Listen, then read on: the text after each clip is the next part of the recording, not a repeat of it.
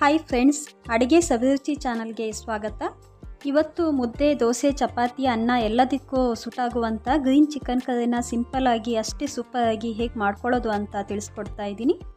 ಈಗ ನೋಡೋಣ ಫ್ರೆಂಡ್ಸ್ ಹೇಗೆ ಮಾಡೋದು ಅಂತ.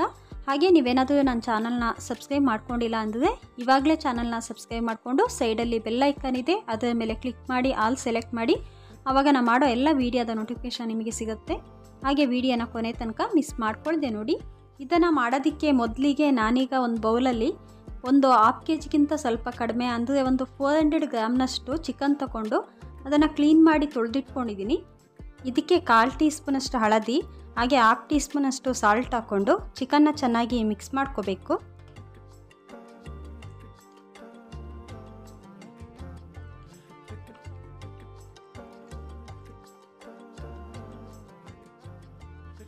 ಈಗ ಮಿಕ್ಸಿ ಜಾರ್ ತೊಗೊಂಡು ಇದಕ್ಕೆ ಈರುಳ್ಳಿ, ಬೆಳ್ಳುಳ್ಳಿ, ಶುಂಠಿ, ಹಸಿಮೆಣಸಿನ್ಕಾಯಿನ ಒಂದೊಂದಾಗಿ ಹಾಕ್ಕೋಬೇಕು. ಮೊದಲಿಗೆ ಈರುಳ್ಳಿ ಹಾಕ್ತಾಯಿದ್ದೀನಿ. ನಾನು ಒಂದು ಮೀಡಿಯಮ್ ಸೈಜ್ ಈರುಳ್ಳಿಲಿ 1/2 ಪೀಸ್ನಷ್ಟು ಈರುಳ್ಳಿನ ಕಟ್ ಮಾಡಿ ಹಾಕ್ತಿದ್ದೀನಿ. ಹಾಗೆ ಇದರ ಜೊತೆಗೆ 8-10 ಎಸ್ಲು ಬೆಳ್ಳುಳ್ಳಿ, ಒಂದು 4-5 ಸಣ್ಣ ಪೀಸ್ ಶುಂಠಿ, ಹಾಗೆ ಒಂದು 7-8 ಹಸಿಮೆಣಸಿನ್ಕಾಯಿ ಹಾಕ್ತಿದ್ದೀನಿ. ನಿಮಗಿಲ್ಲಿ ಕಾಣಿಸ್ಬೋದು, ನಾನಿಲ್ಲಿ ಸ್ವಲ್ಪ ಕೊತ್ತಂಬರಿ ಸೊಪ್ಪು, ಸ್ವಲ್ಪ ಪುದೀನ ಸೊಪ್ಪು ಹಾಕ್ತಾಯಿದ್ದೀನಿ. ಎರಡನ್ನು ಕ್ಲೀನ್ ಮಾಡಿ ಚೆನ್ನಾಗಿ ತೊಳೆದ್ಬಿಟ್ಟು ಹಾಕ್ತಿದ್ದೀನಿ. ಇದ್ರ ಜೊತೆಗೆ 1/2 ಕಪ್ನಷ್ಟು ಮೊಸರು ಹಾಕ್ಕೊಂಡು ಚೆನ್ನಾಗಿ ಗ್ರೈಂಡ್ ಮಾಡ್ಕೋಬೇಕು.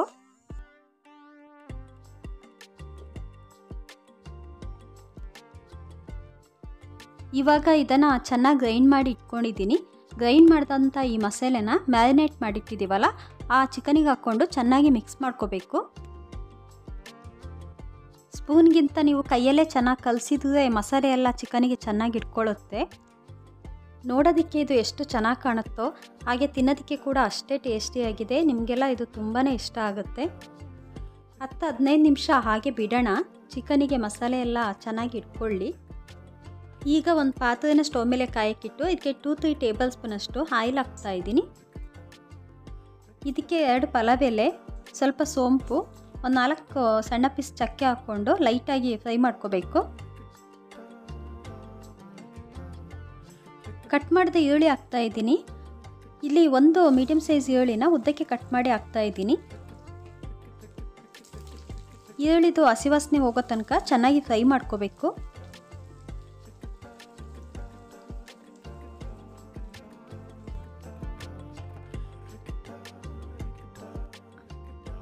ಚೆನ್ನಾಗಿ ಫ್ರೈ ಆಗಿದೆ. ಇವಾಗ 2 ಟೀ ಸ್ಪೂನಷ್ಟು ಧನಿಯಾ ಪುಡಿ, 1/2 ಟೀ ಸ್ಪೂನಷ್ಟು ಜೀರಿಗೆ ಪುಡಿ, 1/2 ಟೀ ಸ್ಪೂನಷ್ಟು ಗರಂ ಮಸಾಲ, 1/4 ಟೀ ಸ್ಪೂನಷ್ಟು ಹಳದಿ ಹಾಕ್ಕೊಂಡು ಲೈಟಾಗಿ ಲೋ ಫ್ಲೇಮ್ನಲ್ಲಿ ಫ್ರೈ ಮಾಡ್ಕೋಬೇಕು.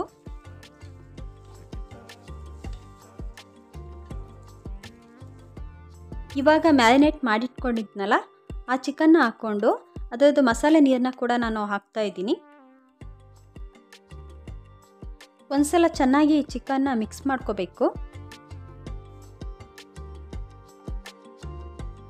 ಈಗ ಸ್ವಲ್ಪ ನೀರು, ಟೇಸ್ಟಿಗೆ ಒಂದು 1/2 ಟೀ ಸ್ಪೂನಷ್ಟು ಸಾಲ್ಟ್ ಹಾಕ್ಕೊಂಡು ಇದನ್ನು ಮತ್ತೊಂದು ಸಲ ಚೆನ್ನಾಗಿ ಮಿಕ್ಸ್ ಮಾಡ್ಕೋಬೇಕು. ಸಾಲ್ಟ್ನ ನೋಡ್ಕೊಂಡು ಹಾಕ್ಕೊಳ್ಳಿ, ಮುಂಚೆ ಚಿಕನಿಗೆ ಸಾಲ್ಟ್ ಹಾಕಿದ್ದೀನಿ.